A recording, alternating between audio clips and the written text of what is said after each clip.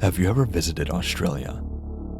I'm guessing most of you who have answered yes have probably seen the sights of Sydney, Melbourne, maybe Brisbane, and the Gold Coast. Well, if you've never been to the north, you're missing out.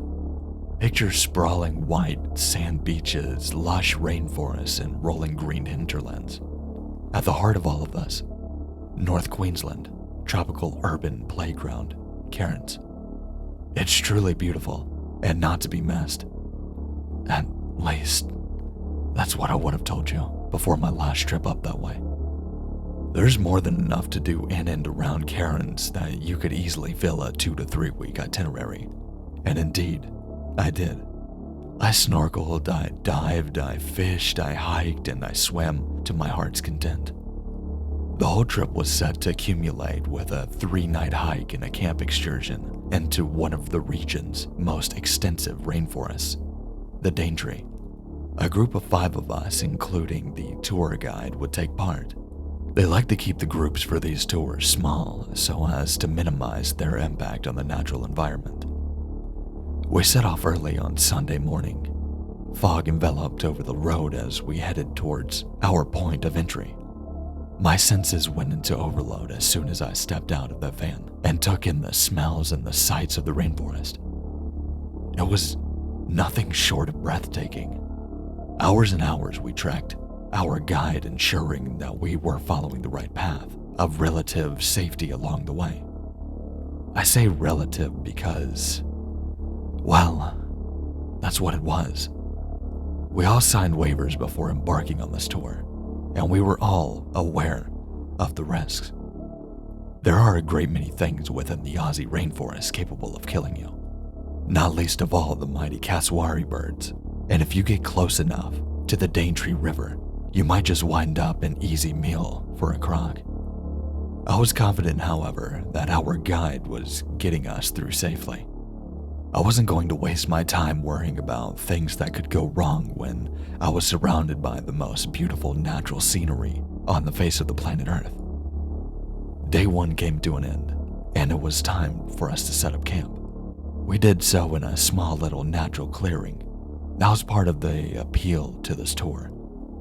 Nothing that we were going to see, sleep on, or walk on was man-made. Well, aside from our swags. We settled in for the night, and I fell into a blissful sleep, drifting off the ambient sounds of the night. We all awoke the next morning to birdsong, a light pattern of rain and the morning sun shining tiny little rays of light down beneath the thick canopy. Even at full pelt, it struggled to break through. So, a lot of the time we were left relying on our flashlights. It must have been a couple of hours into this next day's hike when we noticed a member of our group was missing. Instantly, our guide went into protocol mode, backtracking the path that we had come from. He was, of course, reassuring everyone, keeping us calm, but I could see in his eyes the fear was setting in. This wasn't right. A member of our group had disappeared within the matter of seconds, without anyone noticing. We were rightfully scared, but it was when we spun around to find the second member of our group gone that panic really set in. The remaining member of our group and I resolved to keep each other within eyeshot at all times. The tour guide wasn't taking any more chances, grabbing me by my arm and exclaiming, "We're leaving, now." Didn't need to tell me twice. We began the long trek back out of the rainforest. Strangely, our tour guide continuously urged us to walk with haste, but not run.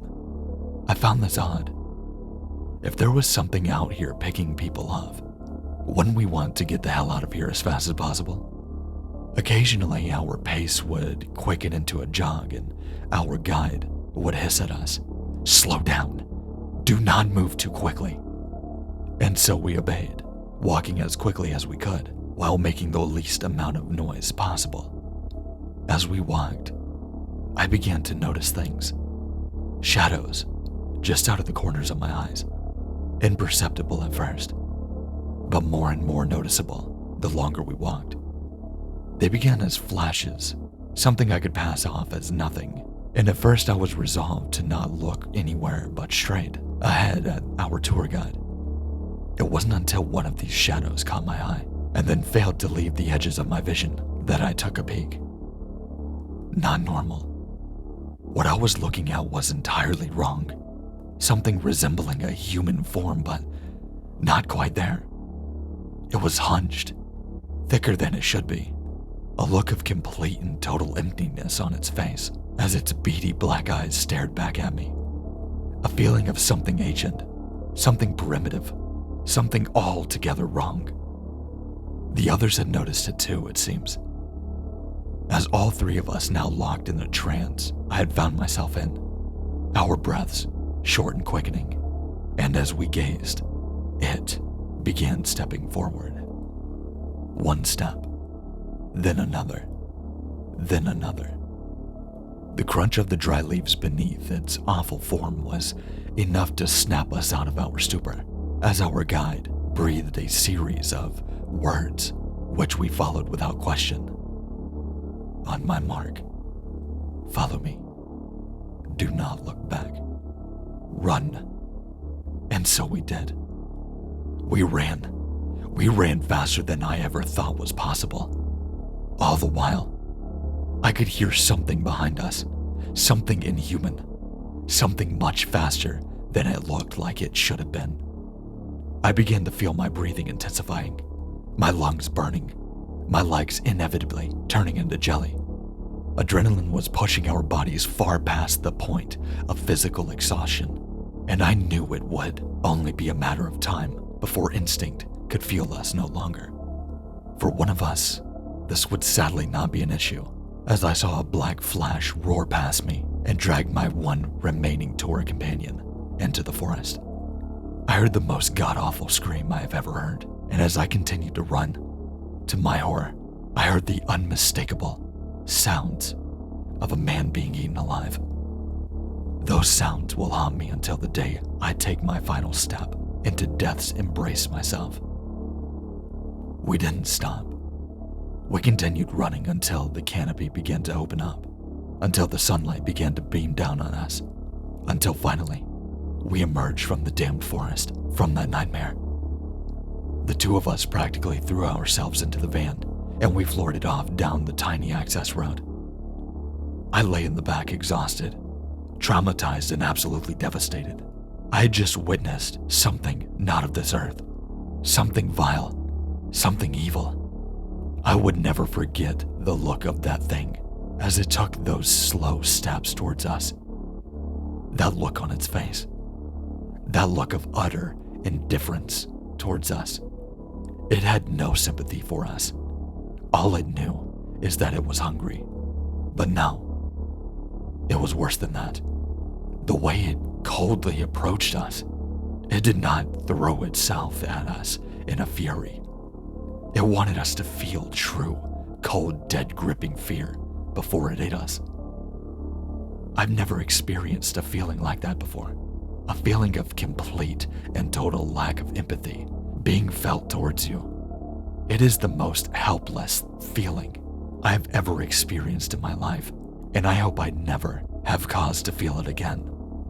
The drive out of the rainforest down that lonely access road was absolutely harrowing, not only for the experience that we had just been through, but for what I saw afterwards. You see, as I gaze out of the side window of the van, I saw something that made me realize just how lucky I was to still be among the land of the living. As we drove away, I saw the unmistakable sight of dozens, no, maybe hundreds, of pairs of beady black eyes staring out from within the trees.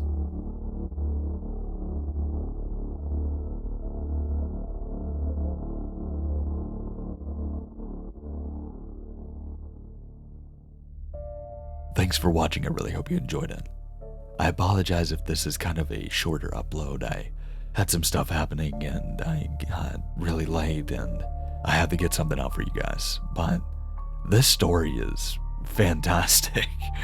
I actually enjoyed that. I mean, it was pretty quick into the dialogue and everything like that, and it was very nice. I love stories that immediately start picking up and stuff like that.